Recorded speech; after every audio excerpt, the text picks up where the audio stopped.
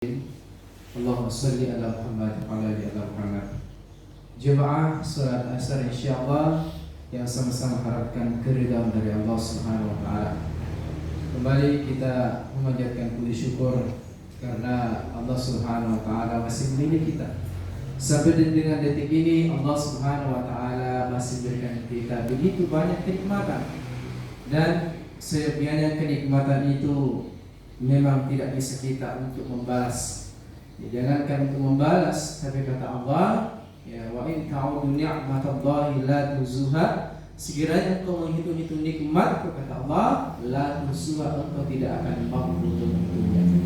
Nah, hadirin yang mulia Allah Subhanahu wa taala, kembali kita mengirimkan salawat dan salam ke haribaan baginda Muhammad sallallahu alaihi wasallam. Nabi hadirin yang mulia sangat tidak menginginkan kita ini umatnya susah. Nabi sangat tidak ingin menginginkan kita umatnya menderita. Saya teringat waktu Nabi menerima sholat waktu yang Allah pertama kali memberikan 50 rakaat sholat.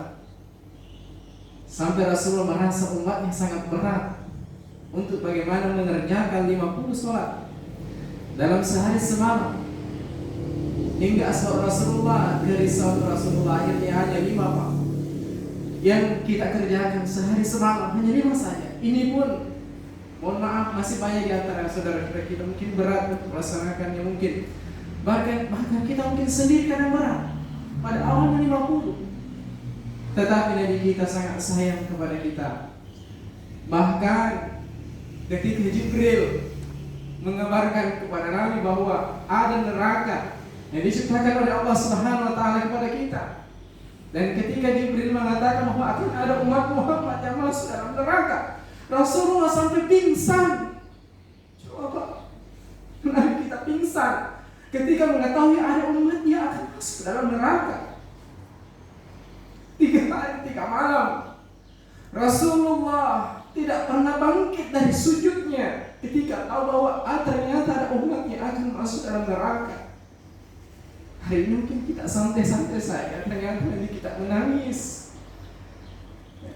Coba. Jadi memang kalau sekiranya kita tidak bersalawat kepada Nabi, sebenarnya ternyata salawat itu adalah untuk sebenarnya untuk diri kita sendiri. Jadi wajar kalau Rasulullah mengatakan bahwa orang yang kikir ketika disebut nama Nabi Muhammad tidak bersalawat atasnya. Allahumma shalli ala Muhammad. Hadirin insyaallah dirahmati oleh Allah Subhanahu wa taala, yang ingin saya ingatkan pada kita, ya, sebagaimana memang kita ini harus selalu mengingat yang namanya SIM. Apa itu SIM? Saling ingat dan mengingatkan. Karena kita ini punya penyakit yang namanya lupa. Ya. Yang coba saya ingatkan untuk diri saya pribadi dan kita semua yang hadir di majelis yang insyaallah penuh berkah ini adalah dalam kehidupan kita senantiasa harus bersabar dan senantiasa bersabar. Di sini letak pahala kita yang sebenarnya. Ya. Semua pahala, semua ibadah yang diturunkan oleh Allah, perintah Allah kepada kita, semua ada batas pahalanya. Salat ada batasnya, sesuai dengan bagaimana rukun, dengan syarat, bahkan ya kekhusyuan kita ada batasnya. Begitu pula haji, umrah, zakat dan lain sebagainya ada batasnya. Tapi ternyata ada satu yang Allah tidak batasi. A'udzubillahi minasyaitonir rajim. Innama yuwaffas sabiruna ajruhum bighairi hisab. Hanya orang-orang yang bersabarlah diberikan pahala tanpa batas. Jadi memang sejatinya diri yang mulia hanya kita yang kadang membatasi kesabaran. Karena kenapa? Sabar dari Allah ternyata tidak ada batasnya. Ya, sebagaimana pahalanya. Dalam kehidupan kita tidak pernah memesan. Ya. Kalau di kafe Pak, kalau kita pesan pisang goreng kemudian yang datang mie goreng, silakan protes. Tapi coba dalam kehidupan kita, apa yang pernah kita pesan sama Allah? Coba, pernahkah kita pesan, ya Allah lahirkan saya di Bone, ya Allah lahirkan saya jadi polisi, lahirkan saya dengan orang tua yang kaya, pokoknya lain sebagainya, tidak pernah kita pesan. Kalau tadi kita pesan dan lain datang, kita mengeluh wajar. Tapi kita tidak pernah pesan satupun pada Allah. Makanya hari ini saya mengatakan bagaimana senantiasa kita bersabar dan bersabar. Kenapa? Masya Allah, Nabi luar biasa sabarnya. Ya. Kadang ada yang mempelesetkan bahwa bagaimana sih sabarnya kita ini. Ya. Apakah orang melempar batu kemudian kita balik melempar dengan roti? Atau ada orang yang melempar kita dengan kayu ataupun apapun sebagainya? Ya. Kita lempar dengan bunga. Ada yang mengatakan, iya Pak, bunga tapi ikut pokoknya. Iya. Tapi Nabi Muhammad SAW, Masya Allah, mengajarkan kita yang sabar yang luar biasa. Bagaimanapun kondisinya, Rasulullah selalu sabar.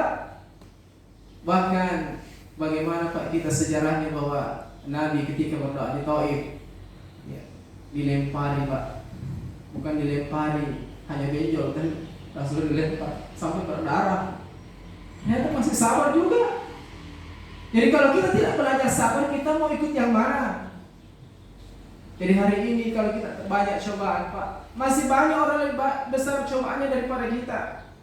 Mohon maaf, hari ini kasih kita sakit kepala, sakit gigi mengeluh, sakit mata mengeluh. Tapi masih banyak saudara kita yang hari ini tidak bisa melihat. Kita kadang mengeluh Pak, sakit tangan, sakit kaki. Mohon maaf, habis kita hari ini kita tidak Allah tidak beri dia tangan, bahkan Allah tidak beri dia kaki. Kita banyak mengeluh.